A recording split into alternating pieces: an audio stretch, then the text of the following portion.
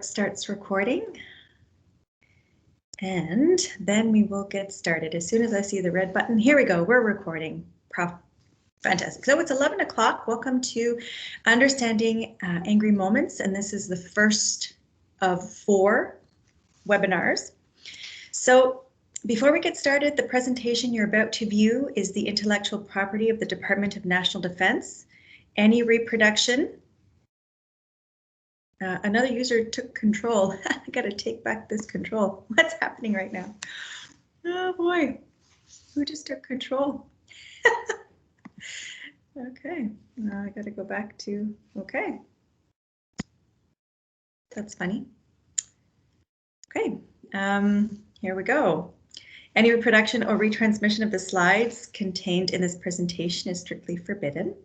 Some of the topics discussed in this webinar may be of sensitive nature and not appropriate for children, so we ask for parental discretion. And the webinar is being recorded. I now have the red button and will be available for viewing later on the YouTube page. So we'll be uploading this to the YouTube page and giving you the link to the YouTube page in a short email afterwards. And though active participation is encouraged, you may simply follow along in the chat. So there will be some questions, there will be some interaction. This is not just going to be me talking at you. I really appreciate when, you know, if I ask you a question, if you want to throw some words or some sentences in the chat. And I will be monitoring the chat as much as possible. Sometimes I won't be able to answer all of the questions, but I will stay after the presentation is done if you have any questions or want to ask me something sort of more specifically. So first, admit, here we go. There's still going to be a few guests being admitted. So, oh my goodness. All right, here we go. So session 1, understanding anger and choosing positive coping thoughts. Okay, still admitting people and it just, here we go. Now, first thing, why isn't this? Oh my goodness. What's happening right now? I need to take control back of this computer. Okay, so the overview today, we're going to talk about understanding anger. And then we're going to talk about destructive and constructive functions of anger, because sometimes anger can be a good thing if we use it in that positive way. We're going to talk about why we get angry, trigger thoughts and coping thoughts. So what makes us what makes our mind decide to get angry? And then we're going to talk about changing perception. So how can we manage our thought process or maybe even stop a trigger thought in its tracks before it becomes a negative thing? Okay. So first thing, I wonder if anybody has ever said this before. I don't need anger management. I need people to stop pissing me off. Who's ever said that, or who actually believes this? I'm sure a few people do. So if you want to throw something in the chat, tell me, you know, whether you've used this or not, or whether you believe that this is something that that is true. And a lot of people do. This is definitely something that people say. But what's interesting about this particular statement is that we put blame on other people for getting angry. And so we're going to look today at how come we sometimes choose or we decide that what we see or what we hear, we're choosing to get angry based on that. All right. Okay, I don't know if there's a delay or what's happening. Okay.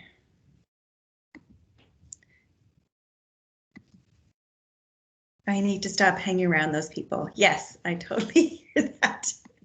Right? So if I ask you, what is anger? If I say anger, what does that mean to you? Or what comes to mind when I say anger?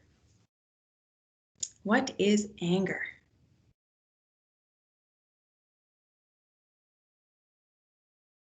Unmet expectations. We're going to talk about that a lot, actually. Seeing red, right? Sometimes we just don't know what we're doing and we stop actually being able to function or to see. It could be a reaction, so it could be a behavior, right? Those are all great answers. Losing control, yeah, uncontrolled emotions. These are all really great. Overwhelming frustration. Wow, yes, right? Those are such powerful words, guys. And it's true because anger can evoke certain feelings in different people, right? And sometimes we feel like we're losing control. Sometimes we feel like it's a strong emotion. We feel overwhelmed. There's a lot of things happening when we feel angry. But what is anger specifically? That's not changing when I want it to. Why isn't that happening? Come on, change. Okay, so anger. Anger is an emotion. And anger is actually a natural and normal emotion.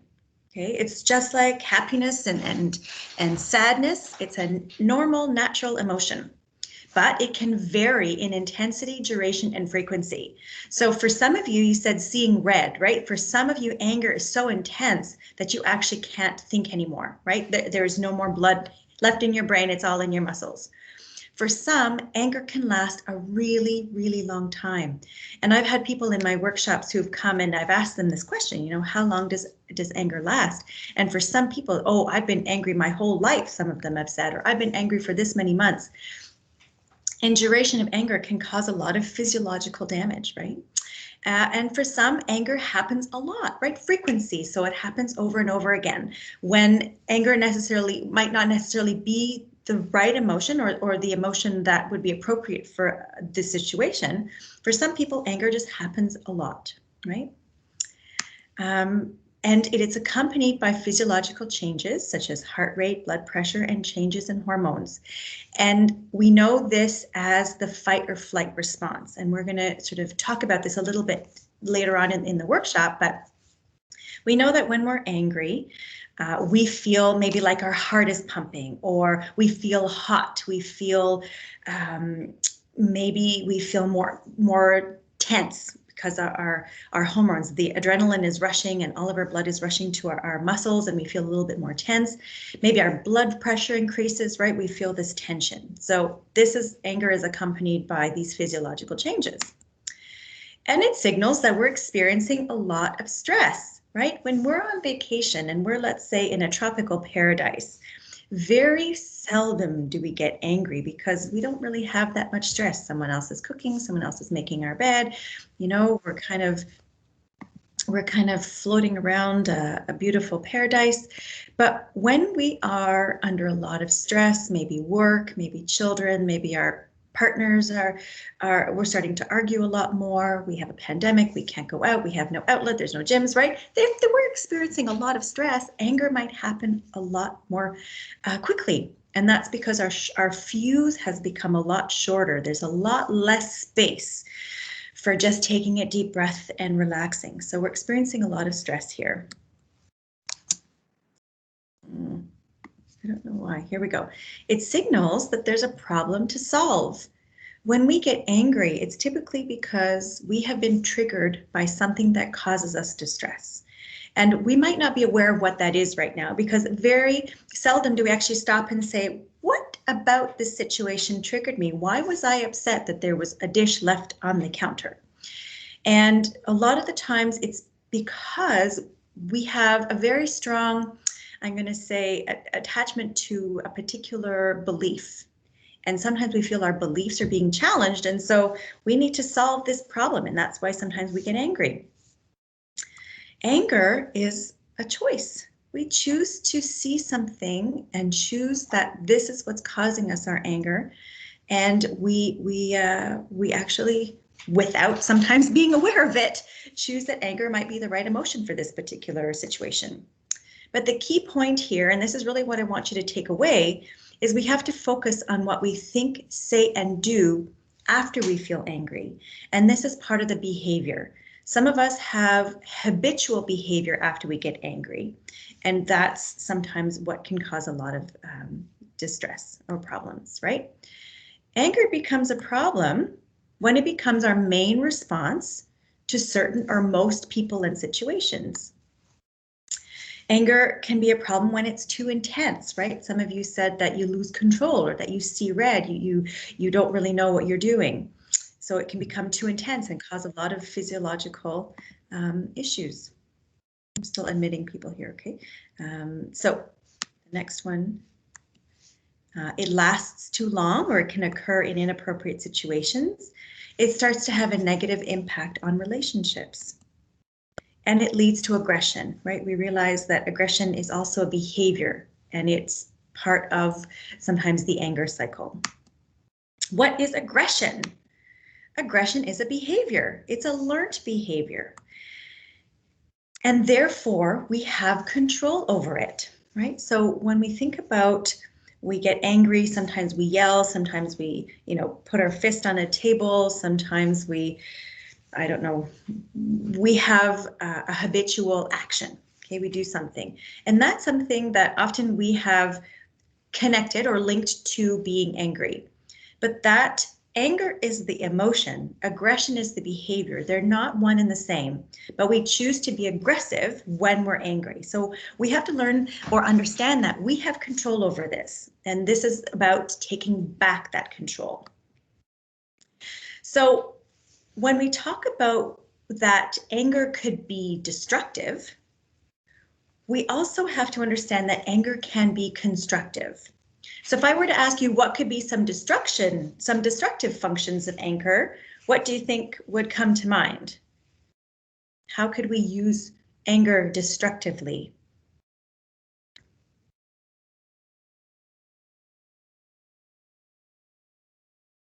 I'm not seeing any bubbles. I don't know if anybody's writing anything, but if I were to ask you then, if you were to think, how can I, oh, here we go, hurt others by your reactions, right? It can become physical, yelling. Yeah, absolutely. Those are excellent, right? Destructive. You could break something. Maybe you're verbally abusive or aggressive. Absolutely. Okay, those are excellent answers. Now, how can we use anger? How could anger be constructive? What are some things that we could use anger constructively for? What could be constructive about anger? That might be a little bit harder to consider. Okay, make a point. Yes, motivation, right? Excellent. These are great answers. Now, we talked destructive, right? You guys were very, very right on point with that. Aggressive behavior, right? So when we talked about verbal anger, when we talked about breaking something or hurting something. So aggressive behavior, rumination, or passivity, right? You become numb, you don't care, it becomes something that you don't care about. It can damage important relationships. It could also lead to a loss of respect from others or loss of self-respect. And it has a negative impact on your physical and your mental health, especially if it's something that happens often, right? If it's something that happens intensely or frequently, right? Like we saw at the beginning. Now let's look at what could be constructive about anger.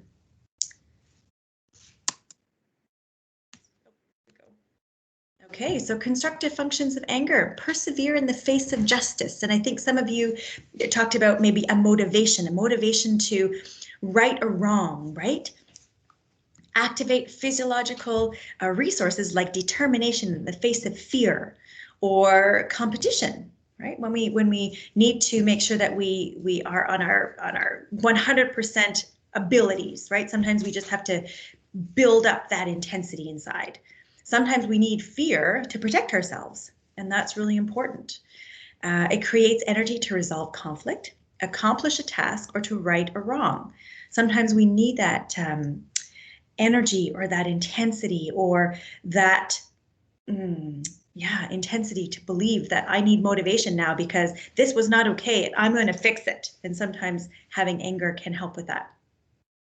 And it signals that there's a problem that you need to solve.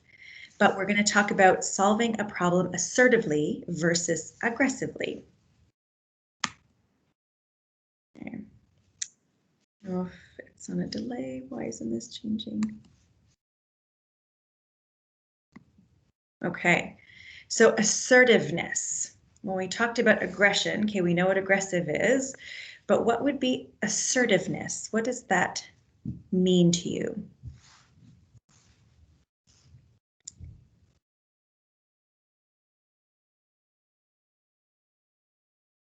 Strong, I like that. That's a powerful word.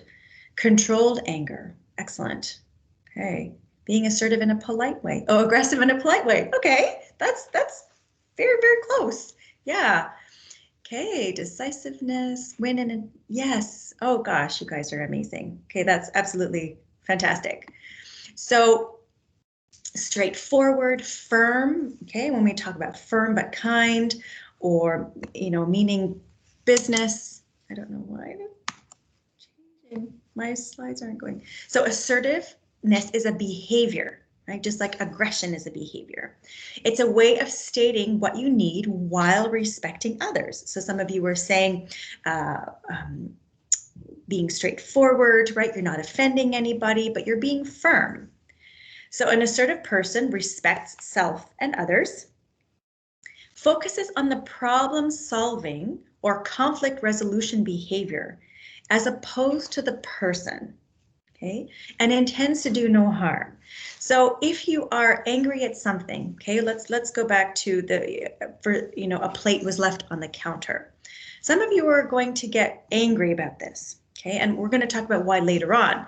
But we can yell at someone and tell them that they're a messy slob and that they're always doing this on purpose to make you have to clean up after them all the time. And that would be more aggressive, right? Calling somebody names or calling them, messy slob. Whether assertiveness would be, how can we fix this problem? We need to talk about, what we need to do with this plate. This plate goes in the dishwasher, so let's fix that together because I feel upset about this, right? So why do you think we get angry? Great examples if we have teenagers. Yes, we're going to talk about that. We're going to talk about how we're going to to talk or to at least understand maybe teenagers a little bit better. Okay, so why do we get angry? Our needs are not being met. Yeah, excellent. That's a lot of the times is what happens. We have straight, big expectations, too much stress, right? Wow, these are going really fast. I can't read them all. We don't feel respected, right? We need a lot. We have to let off steam. Oh, these are great. You guys are amazing. So why do we get angry? So let's talk about this. We get angry in response to a perceived threat. Okay. And we're going to talk about perception. Okay, so we get angry in response to a perceived threat. Sometimes the importance and meaning you place on the person or event or situation. So like I was talking about this, leaving a plate on the counter. For some of us, we place a lot of importance on cleanliness, right? On being completely tidy, everything has its place. So we place a lot of importance on that. Some people don't. Some people don't place a lot of importance in cleanliness. And so because we feel like their importance is challenging your importance, we might feel upset, right? People have different priorities. Sometimes we get angry because of irritations and daily hassles, right? When we talked about feeling overwhelmed or lots of stress is happening. Sometimes we get angry because we have unmet expectations, and we're going to talk about expectations. We have a lot of expectations. We hold ourselves to a certain standard, and we expect other people to be just like us, or we expect them to know what we need or what we want. And oftentimes, we're disappointed. We place a lot of high expectations on people, and not a lot of them can live up to those expectations. And sometimes we get disappointed over and over and over again. And sometimes we get angry to avoid other unpleasant emotions. And those other unpleasant emotions sometimes feel like anger, but they're not. I don't know. It's not changing. Okay, so here's the anger umbrella. And some of the other emotions that might feel like anger are maybe fear, right? When your kid runs out into the middle of the road and then you run after them and you grab them and you yell at them, "What are you doing? Are you crazy?" We feel angry at them, but we're not. We're scared because we feel like maybe they could get hit by a car, right? So it feels the same. We still get the same intensity of emotions and adrenaline. Sometimes it's grief or loss, guilt or rejection. Sometimes we're disappointed or we're sad. Sometimes we feel hurt or embarrassed, maybe we're frustrated. So anger can feel like a lot of different emotions, but sometimes we have to stop and think, am I angry or do I feel hurt by this? Am I angry or do I feel disrespected? Am I angry or do I feel sad or disappointed or those kinds of things? So sometimes we have to stop and think about it. So we have to consider what thoughts we're having. When we get angry, we have thoughts about the situation that's happening. And our minds tell us a story. So if we get angry, again, example with the plate on the counter, our thoughts can tell us that our kids are doing it on purpose, or whoever is doing it on purpose to make us angry or to make us upset or to make us feel disrespected, right? Our thoughts might go right to the negative. That's a trigger thought. If our thoughts are like, oh, they were busy because they had to go back to their virtual classroom, or maybe they, have different priorities and they put their plates on the counter because, maybe, I don't know, maybe they were in a rush, or maybe they just, don't want to put it in the dishwasher the wrong way. Heaven forbid, right? So when we talk about thoughts, guys, my slides are having a hard time switching. When we're having thoughts, this is what happens. So there's a situation, whatever situation that might be. We have thoughts about that situation, okay? And then we have physical sensations and emotions based on those thoughts. So if we have a negative thought, we're going to have negative emotions, and physical sensations might be that fight or flight response. And then we have a negative behavior, maybe that learned behavior of yelling or of banging our fist against the table or whatever that might be. So if, let's say, for example, I ask my husband who's upstairs to bring down my son's blue shirt. Hey, could you please bring down, Joe's blue shirt? And when he comes down, he doesn't have the blue shirt in his hand. So if I had a negative thought, how many of you went negative? How many of you went like, oh, I can't believe he did that? What would be a negative thought for that particular situation?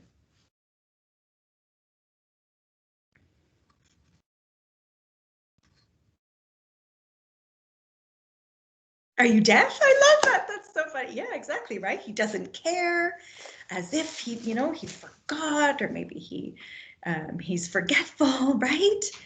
You had one job. Oh my God, my husband uses that all the time. One job, really? Okay. So you guys kind of see where the negative thoughts can go, and we can get really upset by these, like, are you kidding me?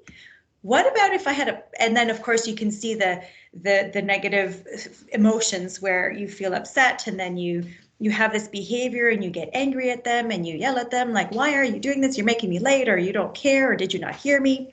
What if I had a positive thought? What could be a positive thought, or what could be maybe a more realistic thought that could change this whole, I'm going to guess, like, circle, right? He never listens to me. Oh, right. We can feel really disheartened by that. Maybe he was too busy. Okay, right? So maybe we won't get as angry. Maybe he was too, I'm worried about you. Yeah, maybe he doesn't know, maybe he didn't hear me, right? Maybe that's a little bit more realistic. He misunderstood. Maybe he doesn't know what blue shirt I'm talking about. Maybe he was brushing his teeth with his electrical toothbrush, right? Maybe he's colorblind. Maybe there's more than one blue shirt, right? So we can see how our thoughts can make us either be very upset when we don't know what really happened, or our thoughts can be less upsetting if we have a different thought. So we have full control over our own thoughts and perceptions, but you control how you behave, right? Sometimes these thoughts are automatic, but we control how we behave. So this is kind of where we have to put our thinking caps on, right? This is our thinking about how we're thinking or what we're thinking.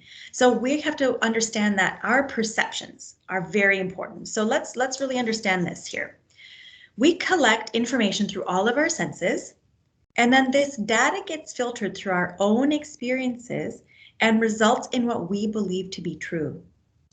Now, this is really important and really important to remember that our perceptions belong to us, and they're very different for every person.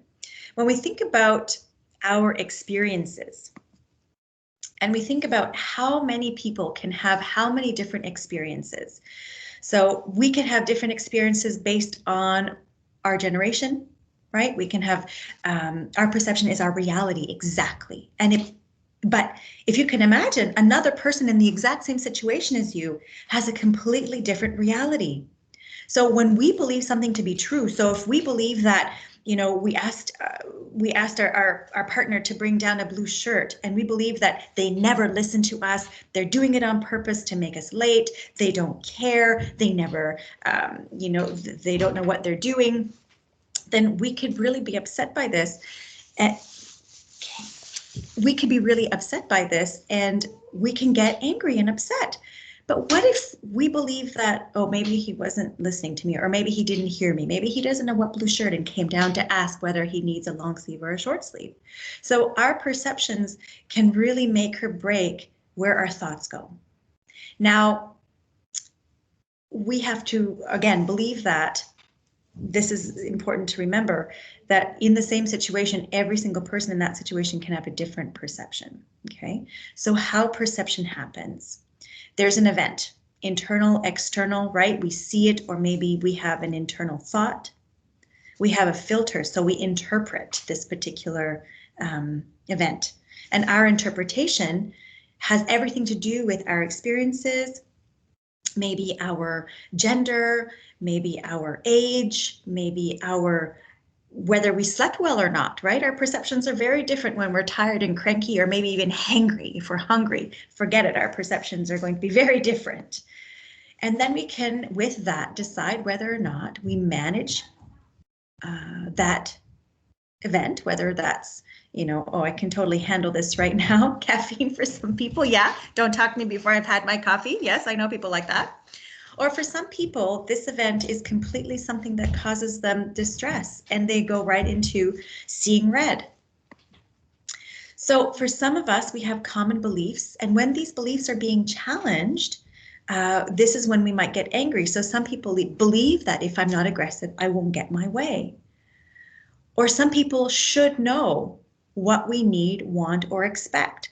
And so if we believe that all of our children should know that the plates go in the dishwasher, we might get disappointed very often. Or we believe that society should know that we stop at a red light, right? Sometimes we get disappointed by those people as well.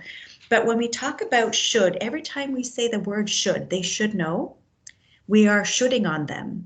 And that means that we are expecting something that they may or may not be aware of. Kids should obey their parents, right? We believe this as parents, but they are also their own little people and have their own little perceptions.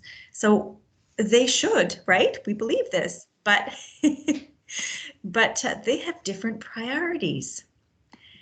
You know, people or events cause my anger, when we realize now more and more that our thoughts can actually cause our anger. Society should know, right? Society should know that slow drivers drive on the right side of the road, right? Some don't. And being on time is important, right? For some people, time is such an important thing. If you're not early, you're late. And for some people, they don't care if they're on time or not. My family, my mom's side of the family is from Egypt. And so being an hour late is common. And if you're actually early or on time, people aren't ready. So this is where we have to remember that people have different beliefs, right? Based on their values, their upbringings, their morals, and that respect is common sense.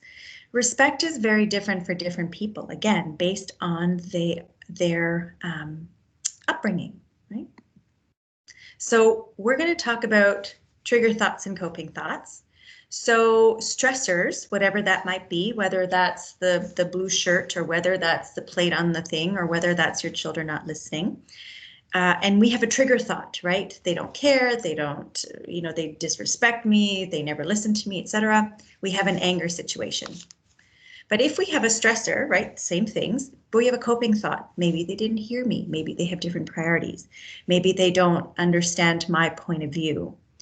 Then we're going to talk about problem-solving situations. So how can we solve this problem that's causing me to stress on a regular basis? Okay, so trigger thoughts, the negative ones, they intensify emotions, physical sensations, and actions. They may create a reactive angry response. And they might be a thinking error, right? Sometimes these are things that we do automatically. Maybe we magnify the issue. They never listen to me, or they always do this to make me upset, right? We magnify. Maybe it's black or white thinking, right? If they didn't bring the shirt down, they don't listen. Maybe you were shooting on somebody. Maybe they should know what blue shirt they want, even though your son has 5 blue shirts, right?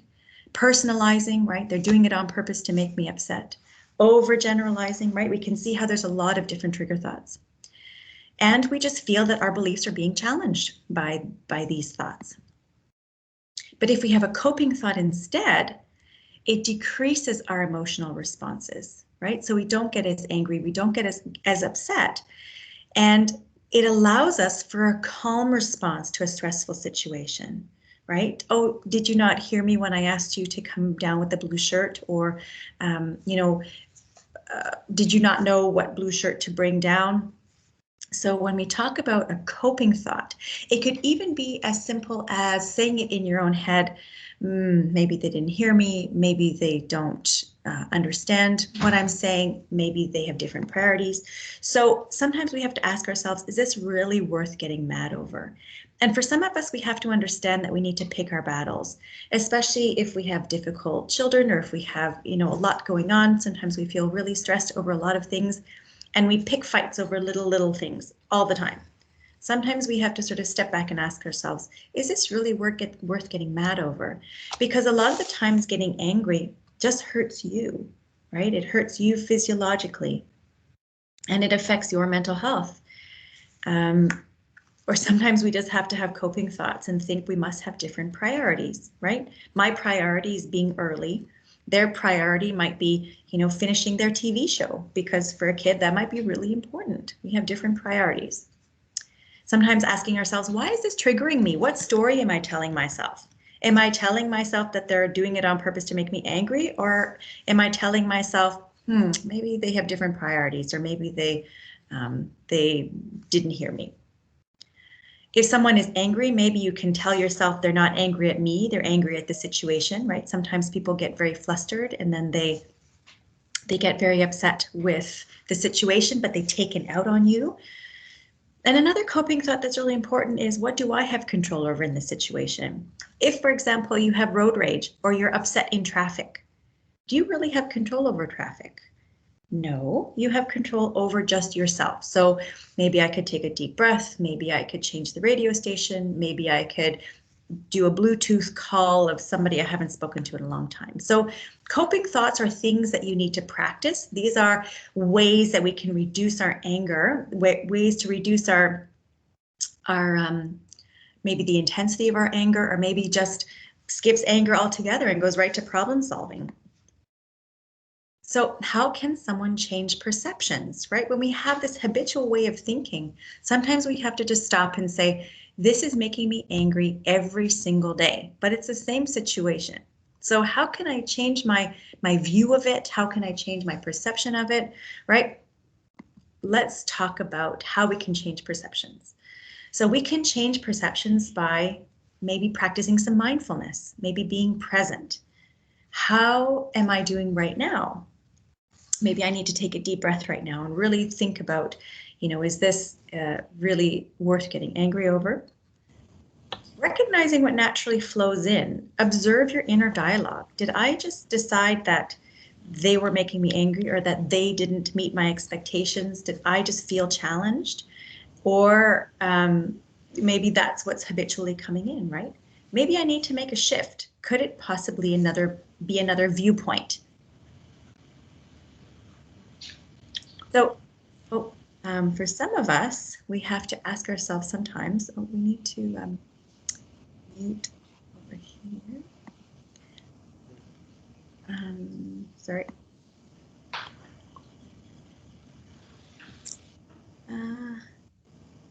We have to, hold on 1 second. Here we go.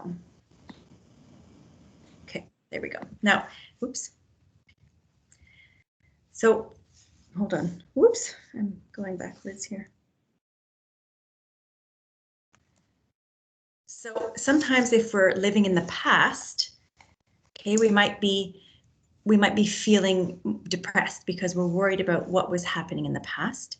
If we're anxious, maybe we're living in the future. Maybe we're spending a lot more time worrying about what's going to be happening next or later. But if you are at peace, you might be living in the present. And for some of us, we just need to stop and think about, am I okay right now? What can I do right now to change my situation? What can I do right now to feel more in control? So we're going to try some mindfulness, and we're going to do a mindfulness exercise. So I'd like you to join me, if you are willing, to take a few moments, and we're going to do a mindfulness exercise. So I'm going to ask you to sit up comfortably in your chair. Close your eyes, and I want you to on your breathing.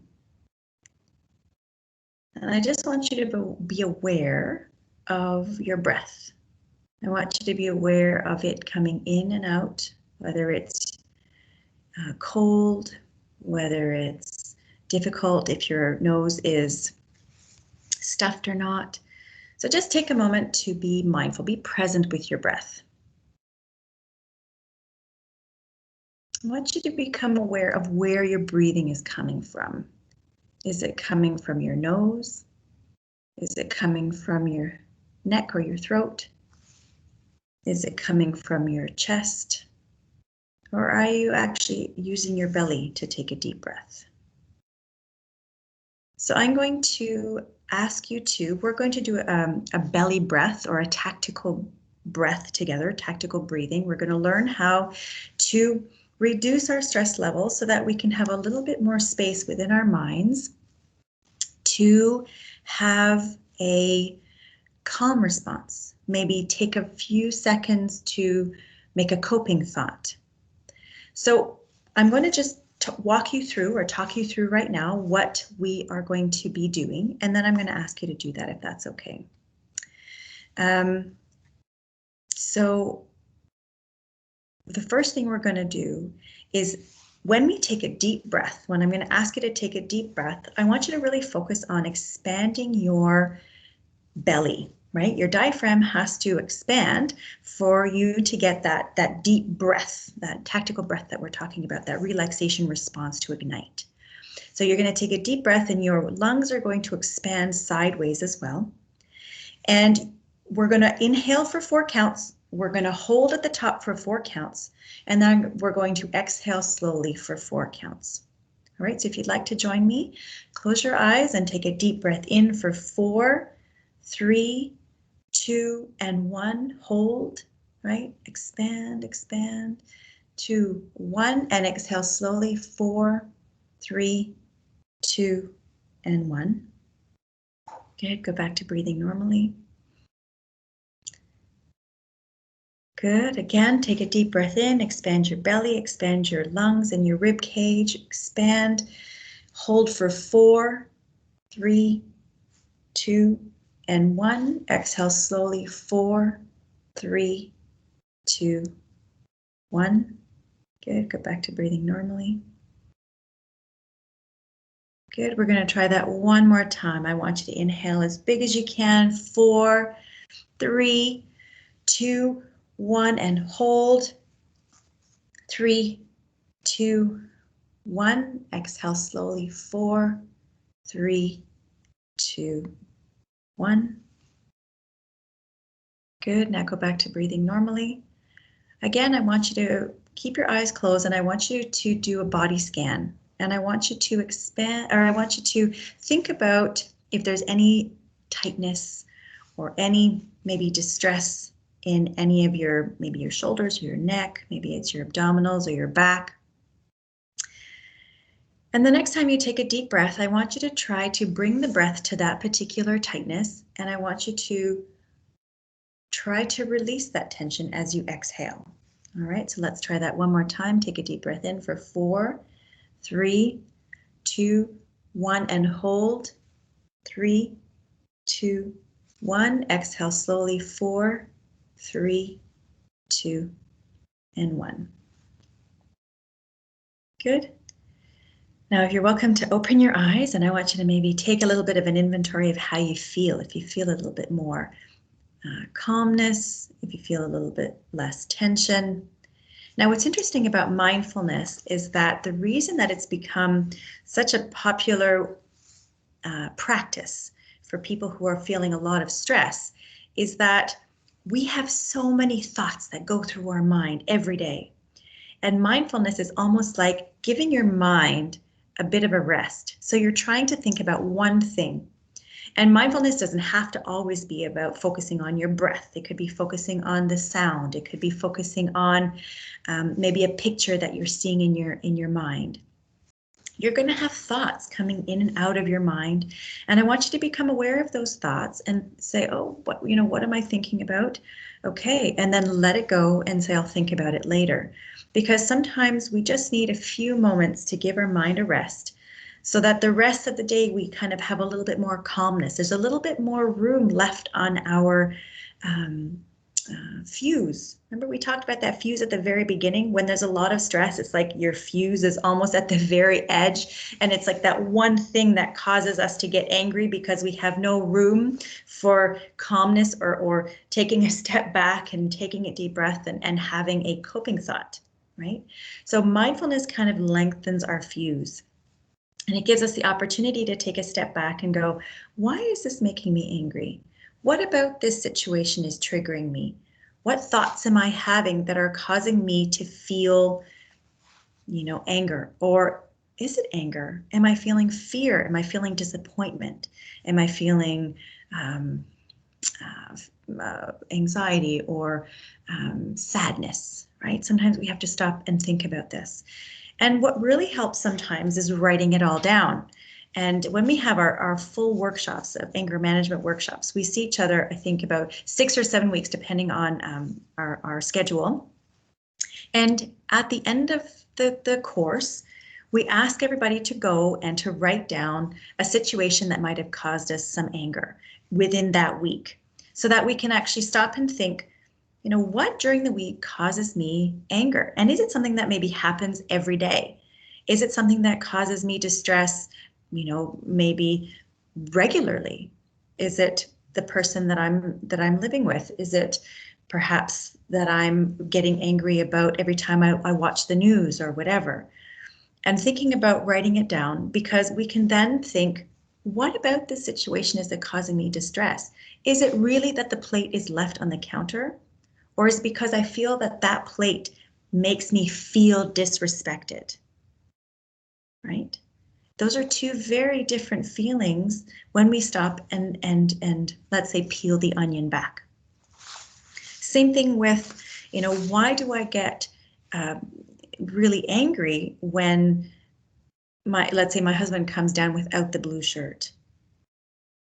Is it because this is a habitual way of thinking that he really doesn't care? Or is it really just because I'm tired and I don't want to go up and get that blue shirt? So is it because I'm feeling more distress? Do I normally feel this way? Do I normally react this way? Why do I react negatively to another person? Because we have to remember that when we talk about control, when we control our behavior, or we are in traffic and we're getting angry, but we can't control traffic. We can't control another person. We can only really control our thoughts, our actions, and our reactions, just like at the very beginning that we saw when we talked about anger, right? The key point is to remember that anger is normal. Anger is natural, and it's okay to have anger, because anger can show you, when we talked about the constructive functions of anger, that there's a problem that we need to solve. So what is that problem and how can I fix it so it doesn't happen all the time? Maybe I can solve the problem by talking to my family and telling them to put the plate in the dishwasher instead, or plate in the sink at least, so I don't see it on the counter. Maybe we can talk about, timing. I get really upset, let's say, if when I ask, when we have to leave at a certain time and everybody's sort of dragging their feet, I can control that. Maybe next time I can start the process 5 minutes earlier, right? Because kids have different priorities. They might not really care that you're going to be late. It's not about, it's about them, right? They also have their own priorities, and they also have their own feelings and thoughts and actions. So we have to really think about, how can I control my thoughts? How can I control my reactions? So this is something that maybe for next week, if you want to take a few minutes during the day to jot things down that might trigger you. I got really upset when, I don't know, when the dog was barking and nobody else got up to let her out. Okay, this is my reality. And okay, well, why did that make me angry? Do I feel like nobody else cares? Or do I feel like I'm doing everything around here? Or is it really just because, well, everybody else is on virtual learning, or everybody else is not on the same floor and they can't hear me? So how can I almost like peel back the onion of that particular situation so that I can think, well, what can I do to change my negative reaction so that it doesn't affect me? Anger management is really about helping your physiology, helping your mental health, your physical health, because getting angry all the time is hard on you, right? And sometimes they don't care that the plate's on the counter, so it's not affecting them at all, but it could ruin your day. And is it really worth it, right, for a plate? Do you really think that they're disrespecting you by leaving that plate, or they're really just maybe lazy, or they don't care, or you put it away anyway, so why should they do it? So again, how can I control this? I can have a conversation. I can talk about it. I can maybe change the way I perceive it, because our perceptions are our realities. So I want you to think about those different things. What causes you to stress on a regular basis? If you're willing to write it down throughout the week, because we are going to be meeting again next Tuesday at 11 o'clock. And we're going to, see a whole other presentation, but we're going to be doing a bit of a review. So I want you to think about, how can I think about this particular situation? What emotions am I really feeling? What about the situation triggered me? So next week, we're going to talk about the connection between stress and anger, because we know that when we're living under a lot of stress, we get angry a lot more fast, a lot more quickly. We're going to talk about managing stress, because that's really important. And we're going to talk about the personal power grid. So how can you find control in every situation? So I hope you come back next week. I hope you enjoyed it. I'm going to stay back a little bit so that you can, if anybody has any questions, if you feel like you need to talk to somebody, or if you feel like, your anger has gotten the better of you, then you need to talk to somebody, then these are some resources that you can reach out to and talk to somebody on the other line who, maybe can help with some of the information you need. Maybe they can lead you to a EAP. Maybe you need a counseling person. Maybe you just need to bounce ideas off of somebody. And these are great resources. I'm going to leave that up there, remembering that this session is being recorded. And so at the end of this, in the chat, when I stop the recording, this recording will go into the chat. So you can go back and look at it if you want to, or get somebody else to, or we will be placing it on the YouTube channel at one point. So I'm going to say have a great day. And if you have any questions, I'll stay online, because we still have another 10 minutes to chat. Or if you have any questions about some of the slides, or if you want me to go back to a slide, I can do that as well. And yeah, I hope you come back next week. So have a great day, have a good lunch, and I will be here for a few minutes if you want to chat. Okay, so have a great day. Enjoy your day. See you next Tuesday at 11. And for those of you that weren't here at 11, please try to be on time so that we're not admitting on the during the presentation. That'd be great. Oh, you're so welcome. I'm glad you guys participated. Glad to see you. See you next week. Enjoy your day. I'm looking forward to next week as well. Great. See you next week. Thank you. Have a great day. I'm glad you enjoyed the session.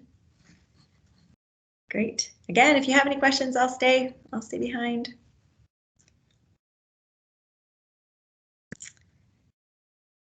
Great. You're so welcome. Oops, have a great day. Is there a genetic disposition to anger? Hold on, I have to. Not necessarily, but with the genetic disposition, it might be, we know that oftentimes mental health issues can affect us genetically, right? Sometimes they're passed down, and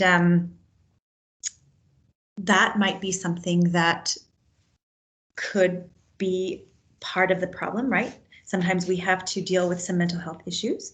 Also, sometimes it's part of our upbringing or our childhood that we carry some anger with us. And